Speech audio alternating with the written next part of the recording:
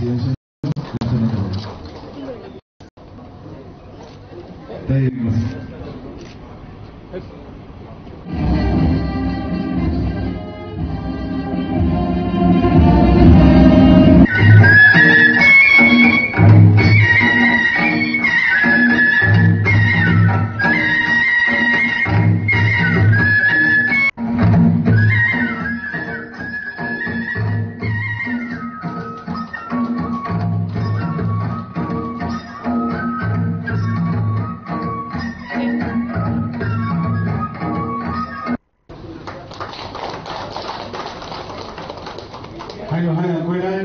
চিনি যত লিখাছো এটা লাগে আমি বলতে চাই বলি লগে লগে চিনি রাষ্ট্রপতি পুরস্কৃত চিনি মুখ্যমন্ত্রী প্রফেসর ডক্টর মানিক সাহা পরিবর্তে আসাম ফেনায় কপ্লাই জমাতিয়া ফি মানগোনাম বিকাশ দেবর মুখদিন বিদ্যাপর্মা মহোদয়কে আমি ধন্যবাদ জানাবো যে এই ধরনের একটা আয়োজন এই ট্রাস্টের পক্ষ থেকে এখানে করেছেন।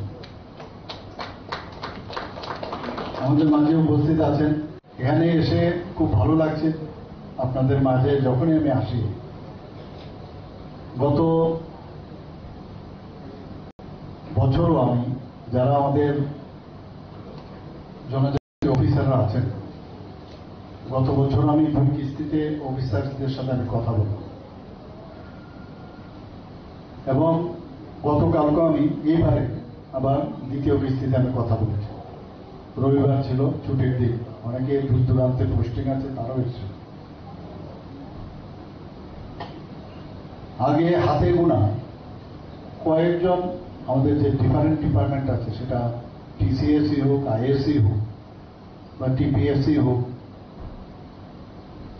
বা টিপিএস থেকে আইপিএসসি হোক বা আইএফএসসি হোক বা টিএফএস হোক, ডাক্তার, ইঞ্জিনিয়ার বা বিভিন্ন দপ্তরে হাতে গোনা ত্রিপুরাতে আমরা দেখতাম অফিসার জনজাতি গোষ্ঠী। এখন কিন্তু আমরা সব জায়গায় আমরা দেখছি শুধু জনজাতিরা বিশাল মাত্রায় কিন্তু তাদের উন্নতি হয়েছে। আমি ওনাদের কাছে একটাই বার্তা, আমি এবং এমন কোন যারা অফিসার কালকে বা এর আগেও আমি যে কথা বলেছি, মেইন উদ্দেশ্য ছিল ওনারা কিন্তু অযোগ্যের থেকে সবাই উঠে এসছে। সবাই আমি জিজ্ঞেস করেছি, আপনি প্রথম পরিচয় দিন, আপনি কোন জায়গা থেকে এসেছেন। Forget about your officers and all, your posting, educated, your qualification. এবং শুনে আমি ধোকে যাই যে কোন জায়গার থেকে কিভাবে ওনারা আজকে এই জায়গায় এসে বসছে।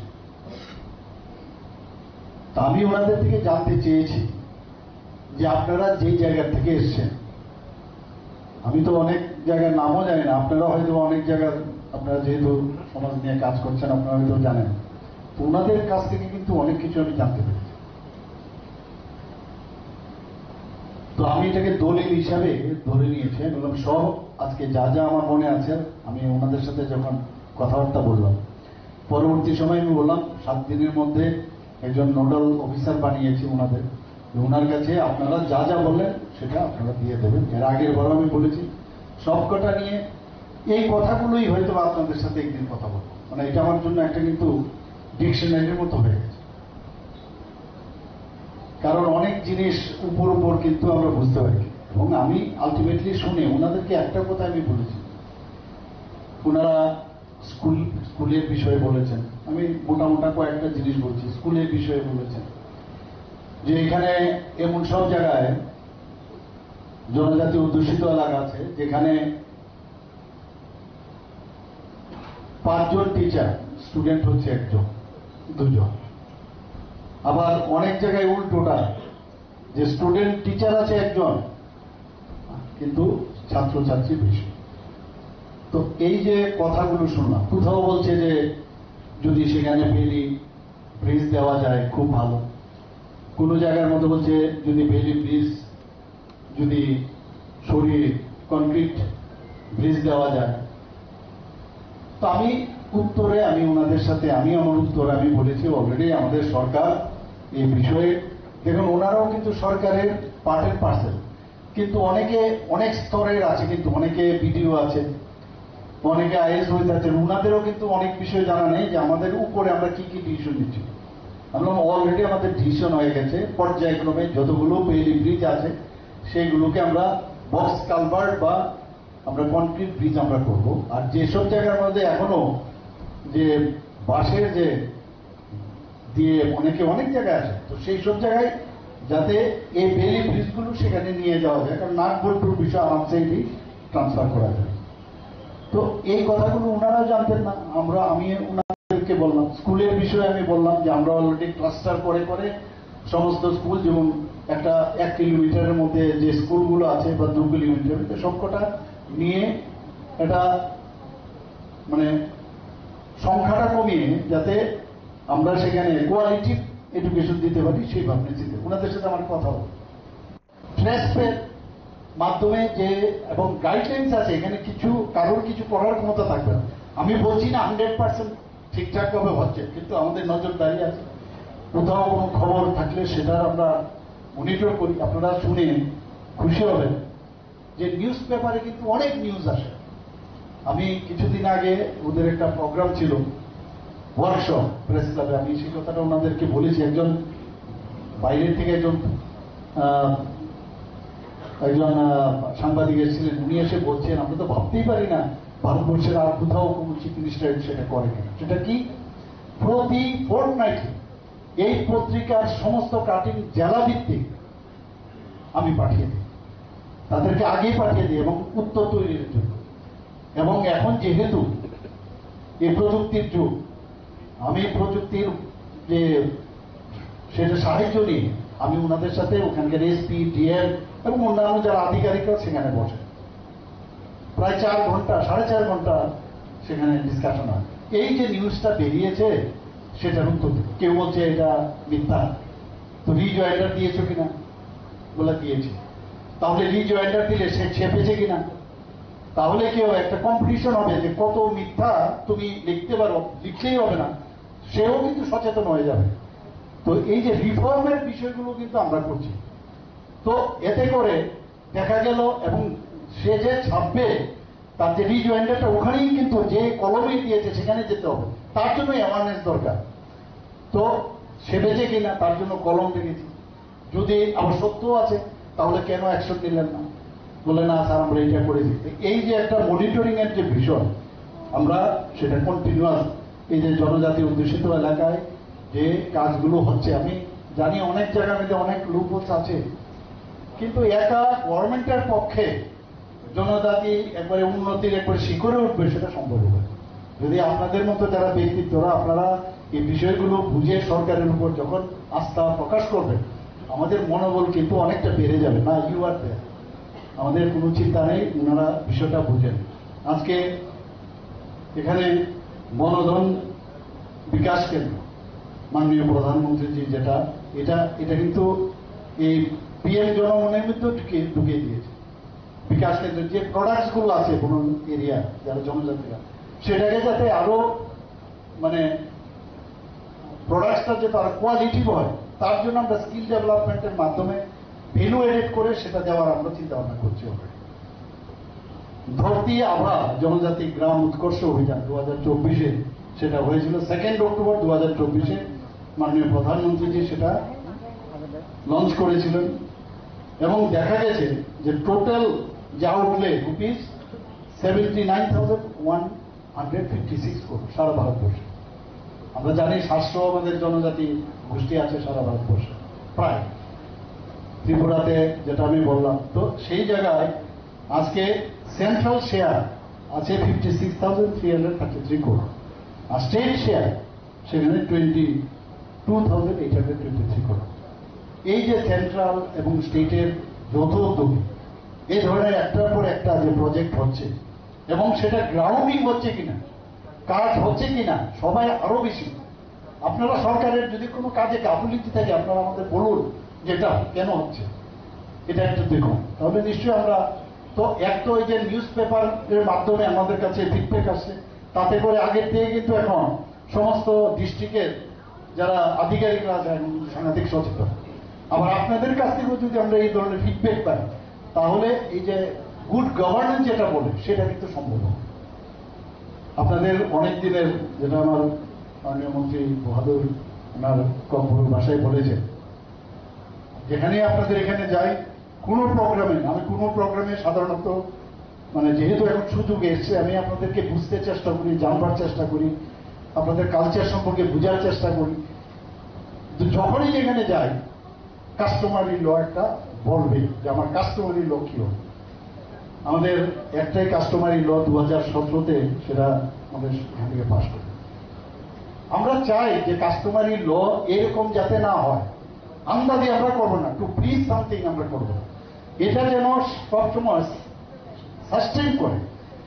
আমি নিজে এই বিষয়ে শত মানে উদ্যোগে আমি ল সেক্রেটারি মহোদয়া এবং ল সেক্রেটারি ডিপার্টমেন্টে অ্যাডভোকেট জেনারেল ওনাদেরকে নিয়ে আমি বসেছি, বললাম যে আপনারা বলুন, এটা দিলেই হবে না, যাতে ভবিষ্যতে এটা নিয়ে এটা মানে এটা নিয়ে আবার একজন আরেকজনকে বলে যে এটা ঠিক হয়নি, যেটা ঠিক হবে, যেটা সম্ভব সেটা যাতে করা হয়।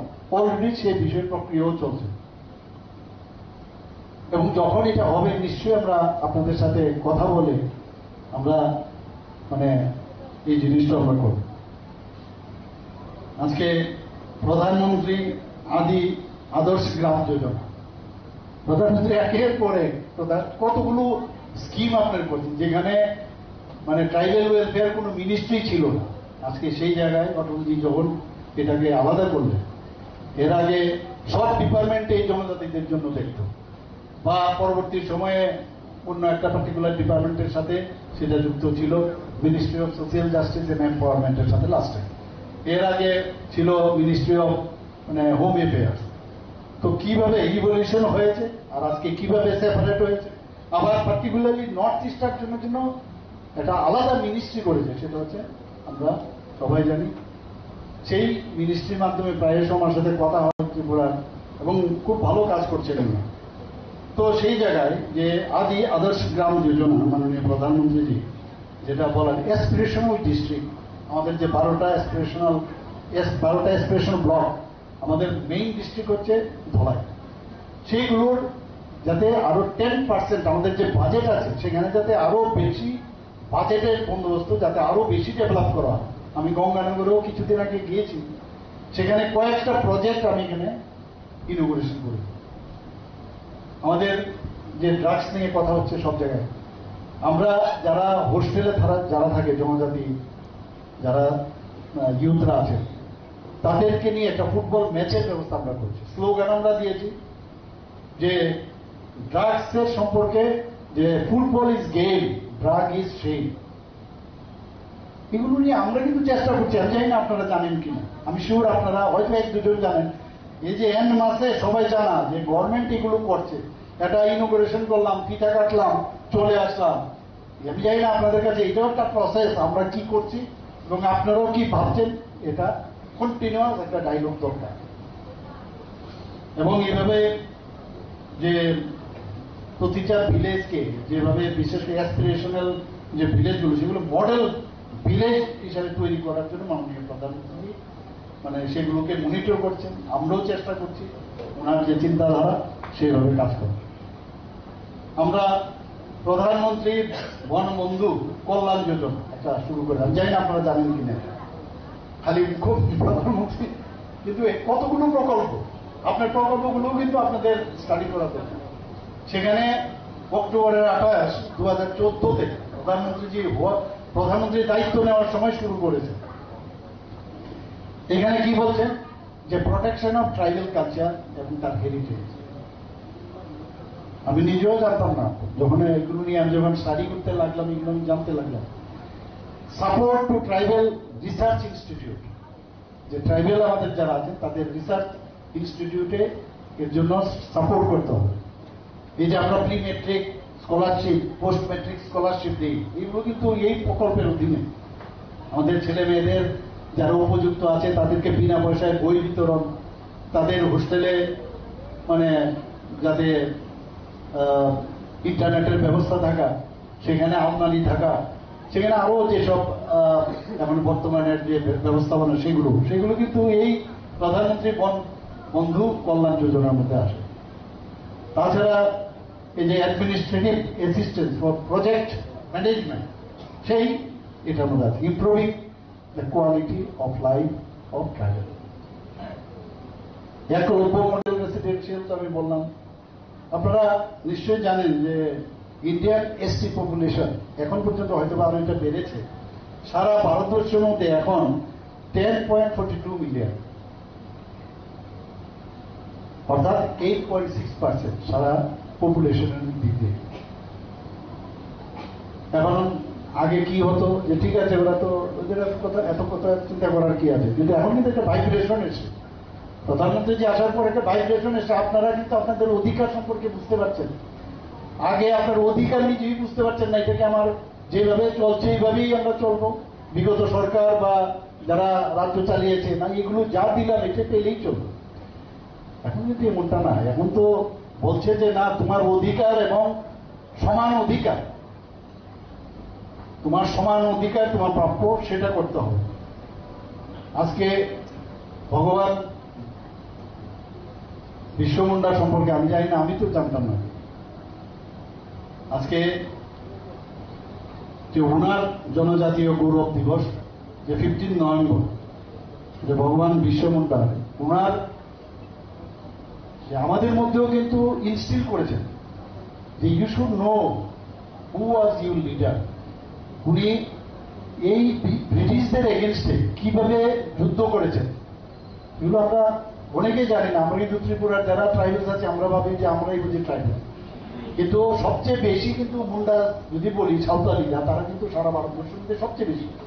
এখন সেখানে রেখে মাননীয় প্রধানমন্ত্রীজি আপনাদেরকে সবাইকে কিন্তু যোগ করে নিল, ওনাকে সামনে রাখলো এবং 15 নভেম্বর সারা ভারতবর্ষের মধ্যে উনি এই যে 15 নভেম্বর সেটাকে জনজাতীয় গৌরব দিবস পালন করবো। ভাবা যায় কোনোদিন আমরাও কিন্তু এটাকে পালন করব। এবং শুধু পালন না, এই দিবসে আরো কি কি করা যায়, ইনক্লুসিভ যে ডেভেলপমেন্ট, টোটাল সব ডিপার্টমেন্টকে একসাথে নিয়ে যে জনজাতিদের জন্য তোমার এই তোমার শুধু ওই আজকে একটা ধরুন আপনার স্পোর্টস ডিপার্টমেন্ট, তো স্পোর্টসের ডিপার্টমেন্ট তো আলাদা করে শুধু বলে হবে না, জনজাতিদের জন্য এক্সট্রা কিছু করা যায়। আমি এর মধ্যে দুটো জনজাতি এলাকার মধ্যে আপনার যে সিনথেটিক ফুটবল যে মাঠ আমি অলরেডি সেখানে উদ্বোধন করেছি, আরেকটা প্রায় শেষের মধ্যে সেটাও করবো।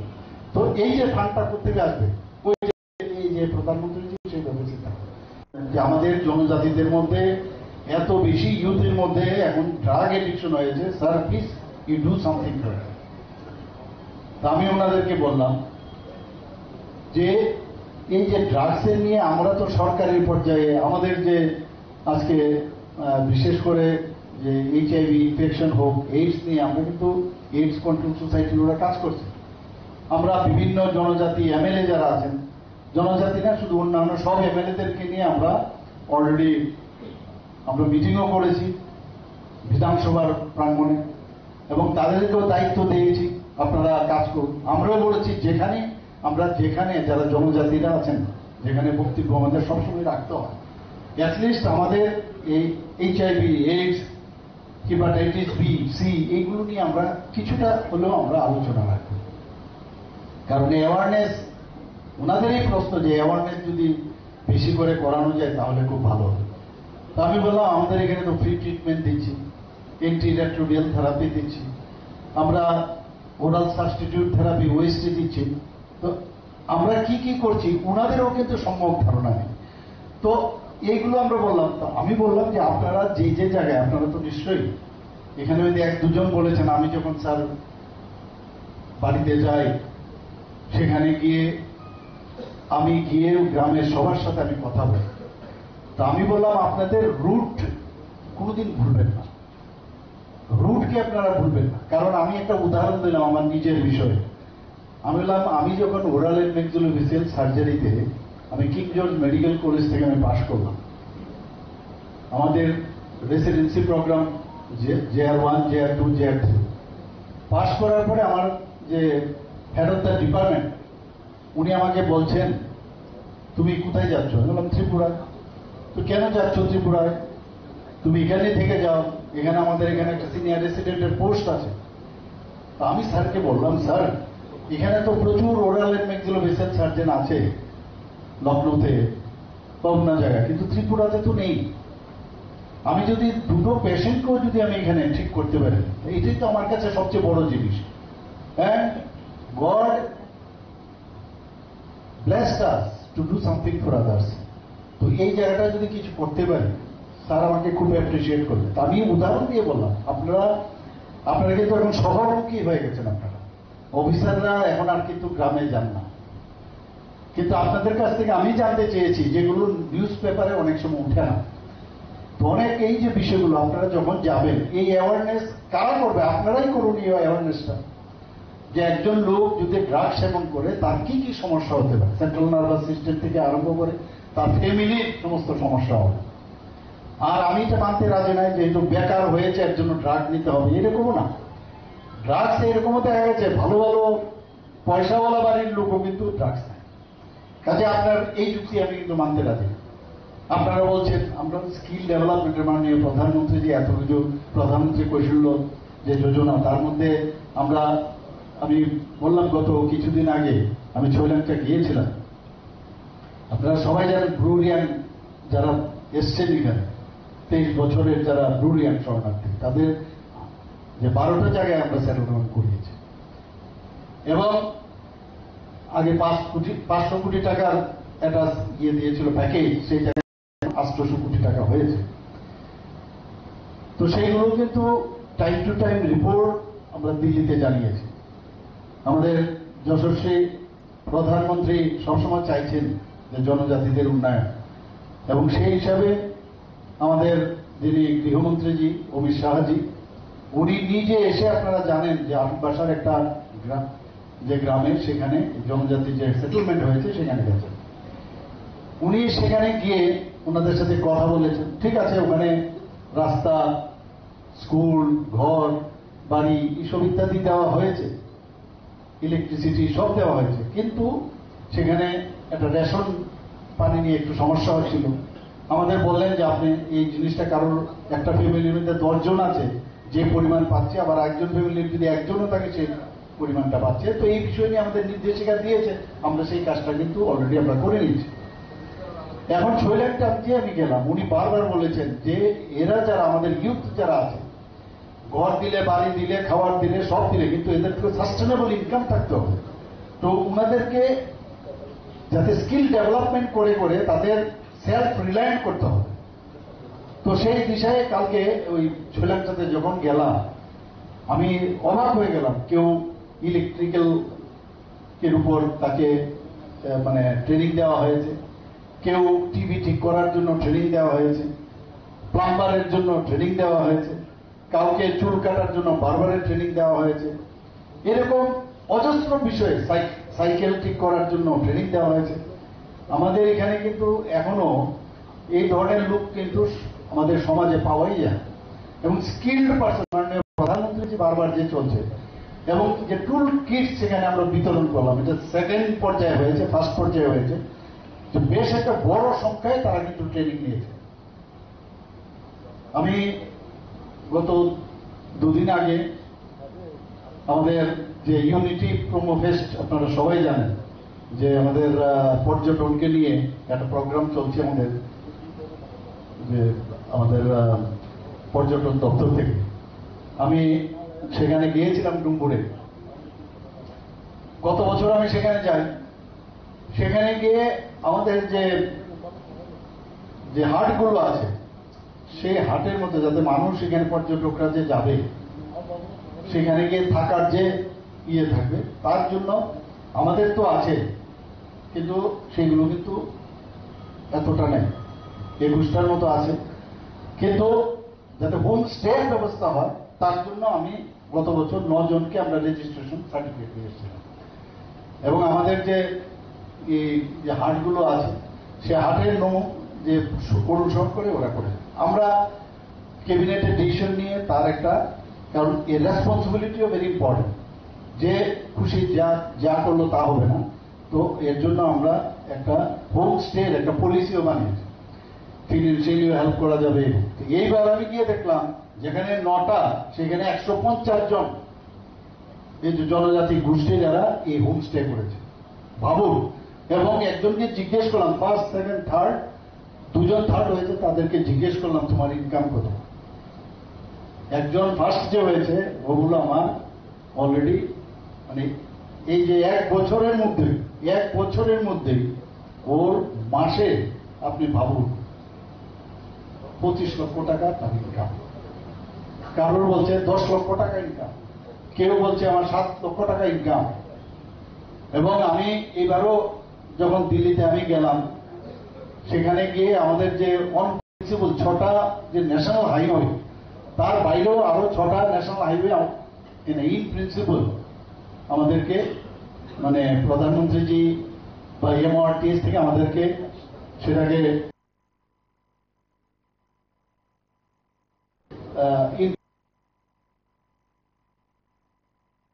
প্রিন্সিপাল মেনে নিয়েছে। তা আমি বললাম, আমি ইউনিয়ন মিনিস্টারের সাথে যখন কথা বললাম, যদি আমবাসা হয়ে কমলপুর আমবাসা হয়ে সেটা যদি এই গন্ডাছড়া হয়ে শান্তির বাজার যায়, তাহলে 1 ঘন্টায় একটা আমবাসা থেকে সেখানে পৌঁছে যাবেন এবং ন্যাশনাল হাইওয়ে আপনি বুঝতেই পারেন কি সুন্দর হবে। আমাকে বললে আপনি প্রাইম মিনিস্টারের সাথে কথা বলেন। আমি কথা বলেছি, আবার ওনাকে আমি ডিও লেটার দিয়েছি, as per your direction I have already টক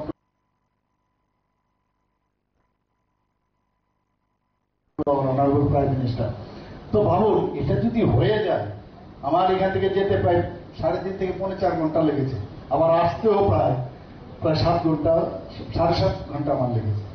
কিন্তু ঠিক আছে, কিন্তু এই যে অর্থনৈতিক যে অবস্থা, খালি চাকরি চাকরি দিয়ে হবে না। আমি একটা উদাহরণ আপনাদের দিলাম, এবং আপনাদের কাজ কিন্তু যেমন কালকে আমি অফিসারদের সাথে গত 2বার আমি কথা বললাম, আপনাদের কাজ কিন্তু আরো অনেক স্ট্রং।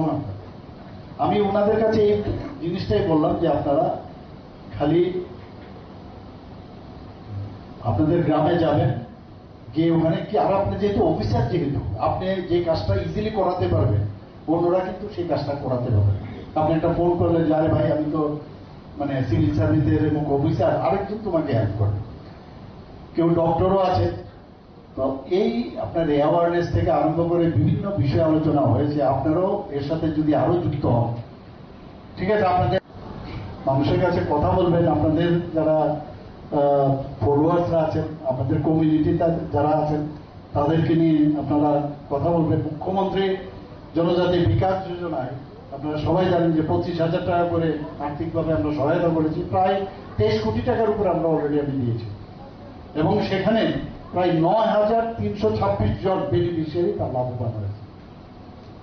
এখন দেখতে হবে এর মধ্যে কোনো সমস্যা হচ্ছে কিনা, আমরা কি করে বুঝবো? আপনারা এখন তো ওনাদের সাথে তো অফিসারদের সাথে তো আমরা কথা বলি, কিন্তু আপনাদের সাথে কিভাবে কথা, তার একটা মেকানিজম আমাদের তৈরি করতে হবে। সেই মেকানিজমের সাথে যদি তৈরি করি আমরা অনেকটা সুবিধা। 100টা মার্কেট স্টল, এই যে বিশেষ একটা স্পেশাল প্যাকেজের মাধ্যমে 100টি মার্কেট স্টল আমরা জনজাতি এলাকায় করি। 3টি হোস্টেল আমরা বিভিন্ন কলেজে আমরা বানিয়েছি, মহিলা কলেজ, ফটিকরায়, গন্ডাথইসা। তো এগুলো যদি একের পরে যেগুলো আছে, আরো আমি লিস্ট আপনাদেরকে আমি দিয়ে দেব। যারা বাইরে উচ্চ শিক্ষায় পড়তে চায় জনজাতি ভাই বোনেরা, এককালীন তাদেরকে টাকা দেওয়ার ব্যবস্থা আছে। এখানে একটু আগে মাননীয় মন্ত্রী বাহাদুর বলছিলেন, প্রায় এসে বলতো আরে হোস্টেলের তো অবস্থা ভালো না, এরকম কয়েকটা ঘটনা হয়েছে, অ্যাক্সিডেন্টের ঘটনা। কারণ হোস্টেলে দেখার কেউ নেই। হোস্টেল তো হয়েছে, কিন্তু কি সমস্যা কি তোমাদের? বলে হোস্টেল ওয়ার্ডন হবে। তুই এত চিন্তার কি আছে? আমার থেকে দেখি ওনার আরো বেশি চিন্তা, কারণ ওনার তো যেতে হয় আপনাদের কাছে। তো ক্যাবিনেটে বসে ডিসিশন নিয়ে 170 জন হোস্টেল ওয়ার্ডনকে আমরা সম্মতি দিয়েছি।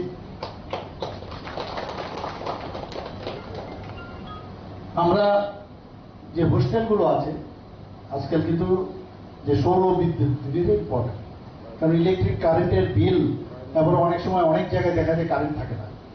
তো সেই জন্য আমরা প্রায় যেখানে জল পরিশোধন যাতে করা যায় তার জন্য প্রায় 50টি হোস্টেলকে আমরা টার্গেট করেছি, সেখানে 19 কোটি টাকা আমরা দিয়েছি।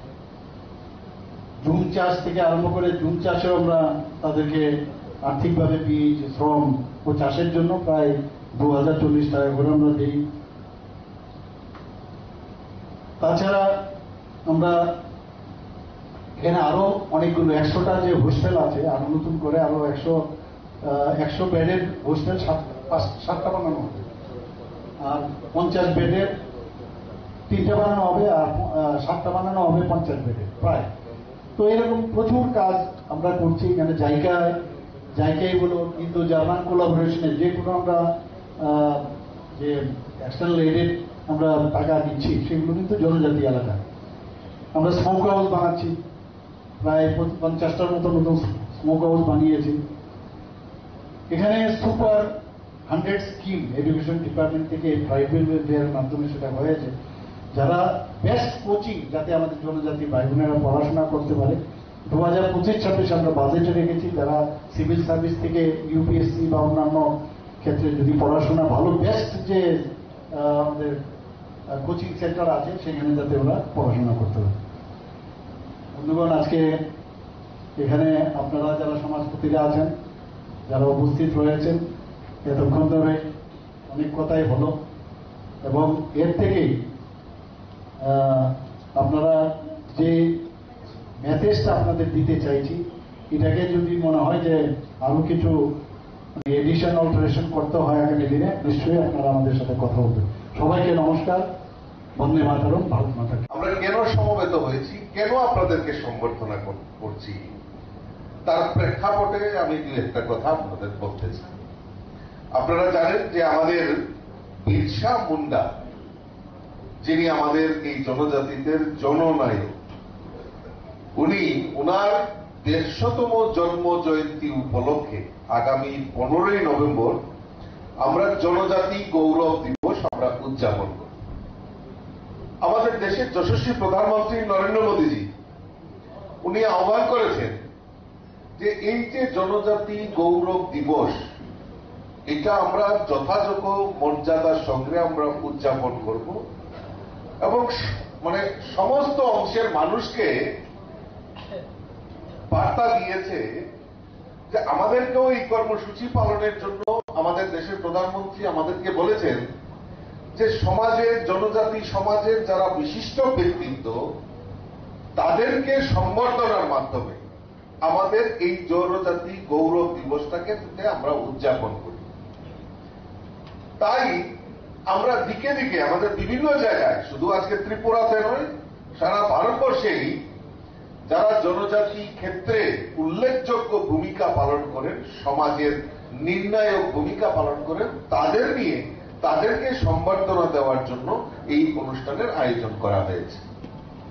তার ব্যতিক্রমী নয়, আজকে ত্রিপুরাতেও আগরতলা শহরে আমরা আপনাদেরকে এই সম্বর্ধনায় সম্বর্ধিত করতে চাই, কারণ আমরা বিশ্বাস করি যে আমরা এই জনজাতি সেক্টরে, জনজাতি যে জনগণরা রয়েছে, মানুষ রয়েছে, তাদেরও এই সমাজে যে অনেক গুরুত্ব রয়েছে, এবং তারা যে সমস্ত এই সমাজকে যে পরিবর্তনের যে করতে পারে, তার দিশা সমস্ত ত্রিপুরা রাজ্যের মানুষের কাছে পৌঁছে দেওয়ার জন্যই আজকের এই সম্বর্ধনা আমরা আয়োজন করেছি। সমাজপতিরা এখানে এসছেন, আপনারা সমাজের প্রতিনিধিত্ব করেন। সমাজপতি মানে সমাজের সুখ দুঃখ, মানুষের কষ্ট বেদনা, মানুষের মানে এই সমাজকে পরিচালনার ক্ষেত্রে আপনাদের একটা বিশেষ ভূমিকা রয়েছে। এখন আমার একটা মানে প্রশ্ন, যে আমাদের এই ত্রিপুরা রাজ্যে 1949-এ কাঞ্চন প্রভা দেবী এবং সর্দার বল্লভভাই প্যাটেলের নেতৃত্বে আমাদের এই ত্রিপুরা ভারতবর্ষের অন্তর্ভুক্তি হয়। কিন্তু কিছু কিছু মানুষের অভিমত ছিল, যেহেতু আগরতলা থেকে ঢাকা বেশি দূর নয়, তাই পূর্ব পাকিস্তানে যদি আমরা থাকি তাহলে আমরা আরো সমৃদ্ধশালী হব। কিন্তু আমাদের কাঞ্চন প্রভা দেবী এবং আমাদের সর্দার বল্লভভাই প্যাটেল, ওনার ঐকান্তিক ইচ্ছায় আমাদের এই ভারতের সঙ্গে অন্তর্ভুক্তি। এখন প্রশ্ন হচ্ছে, প্রায় 75-76 বছর, আজকে 2025 আমরা দাঁড়িয়ে আছি, প্রায় 75-76 বছরে আমাদের জনজাতি অংশের মানুষের কয়জন ডাক্তার হয়েছে, কয়জন ইঞ্জিনিয়ার হয়েছে, কয়জন প্রফেসর হয়েছে, কয়জন প্রিন্সিপাল হয়েছে? কেন আমরা পিছিয়ে আছি? আমরা আমাদের প্রায় 75-76 বছর ভারতবর্ষের সঙ্গে অন্তর্ভুক্তি হয়েছি, কিন্তু আমাদের জনজাতি কেন ডাক্তার হবে না এই রাজ্যে? কেন ইঞ্জিনিয়ার হবে না? কেন বড় বড় অফিসার হবে না? আইপিএস হবে না? হাতে গোনা কিছু আমাদের জনজাতি অংশের মানুষ, তারা সমাজের বিভিন্ন প্রতিষ্ঠানে বড় বড় দায়িত্ব নিয়ে ওনারা প্রতিপালন করছে। তার মূল কারণ হচ্ছে, আমি যেটা অনুধাবন করি সেটা হলো শিক্ষা। এই শিক্ষার থেকে যত পিছিয়ে রাখা যাবে, তাহলে এই সমাজকে আমরা ডমিনেটিং করতে পারি, অর্থাৎ আমরা নিয়ন্ত্রণ করতে পারি। জনজাতি অংশের মানুষদেরকে সবসময় যে পাহাড়ের সমস্ত উন্নয়ন বন্ধ করে দাও, স্কুল কলেজগুলিকে মানে পরিকাঠামো উন্নয়ন করা চলবে না, সবসময় পিছিয়ে রেখে তাদের নিয়ে আমরা আমাদের রাজনৈতিক কলা কৌশল আমরা অবলম্বন করব, সেই জিনিসটাই প্রায় 75-76 বছর আমার মনে হয়েছে সেইটাই হয়েছে। তাহলে এখন আপনাদের প্রশ্ন থাকতে পারে, তাহলে আপনারা কিভাবে চিন্তা ভাবনা করছেন? আপনাদের সরকার, দেশের প্রধানমন্ত্রী নরেন্দ্র মোদীজি হোক আর আমাদের রাজ্যের মাননীয় মুখ্যমন্ত্রী প্রফেসর ডক্টর মানিক সাহাই হোক, আপনারা কিভাবে চিন্তা ভাবনা করছেন? কিছুক্ষণ আগে আমাদের ট্রাইবাল ওয়েলফেয়ার মিনিস্টার শ্রী বিকাশ দেববর্মা উনি বলছিলেন যে আমরা এই ত্রিপুরার যে একলব্য বিদ্যালয় রেসিডেন্সিয়াল স্কুল, সেই নার্সারি থেকে 12 পর্যন্ত আমার জনজাতি অংশের যারা ছাত্রছাত্রী ছেলে মেয়েরা, তারা ওই স্কুলগুলোতে একলব্য বিদ্যালয়ে এখন পর্যন্ত প্রায় 21টার সেকশন হয়েছে, প্রায় 12-13টার মতো অলরেডি স্টার্ট হয়ে গেছে। সেখানে উচ্চ শিক্ষায় শিক্ষিত হবে। আগামী দিন এই রাজ্যের নির্ণায়ক ভূমিকা ডাক্তার হোক, ইঞ্জিনিয়ার হোক, প্রফেসর হোক, আমাদের টিসিএস অফিসার হোক, আইপিএস অফিসার হোক, আমাদের এই জনজাতি যারা ভাই বোনেরা, ছাত্রছাত্রীরা তার সুযোগ দিতে পারবে, কারণ এই শিক্ষা আমাদের মূল প্রায়োরিটি। এবং শুধু একলব্য বিদ্যালয় নয়, বিভিন্ন জায়গায় আমাদের শিক্ষার জন্য, শিক্ষা মানে গ্রাম পাহাড়ের শিক্ষাটাকে আরো ব্যাপকভাবে যাতে প্রচার প্রসার করা যায়, তার জন্য আমাদের একলব্য বিদ্যালয়ের পাশাপাশি বিদ্যাজ্যোতি প্রকল্প, জনজাতি এলাকায় বিদ্যাজ্যোতি, পাহাড়ে ইংলিশ মিডিয়াম স্কুল যাতে সিবিএসই বোর্ডের মানে সিবিএসই প্যাটার্নে যাতে সে আমাদের জনজাতি ছেলেমেয়েরা পড়াশোনা করতে পারে, তার ব্যবস্থা আমাদের সরকার করেছে। এবং তার জন্য আমাদের রাজ্য সরকার প্রায় 1200 কোটি টাকা 2025-26 অর্থ বছরে সেখানে প্রভিশন রেখেছে। এবার আমরা ত্রিপুরাতে আছি, কিন্তু আমাদের ত্রিপুরার কৃষ্টি সংস্কৃতি কেন আমরা বিদেশে পৌঁছাবো না? কেন আমাদের ভারতবর্ষের অন্যান্য প্রদেশে আমাদের এই কৃষ্টি সংস্কৃতি সেটাকে আমরা পৌঁছাবো না কেন? কেন এতদিন 75-76 বছর হয়েছে আমরা জানি যে রাজস্থানী নৃত্য, উড়িষ্যা নৃত্য, আমাদের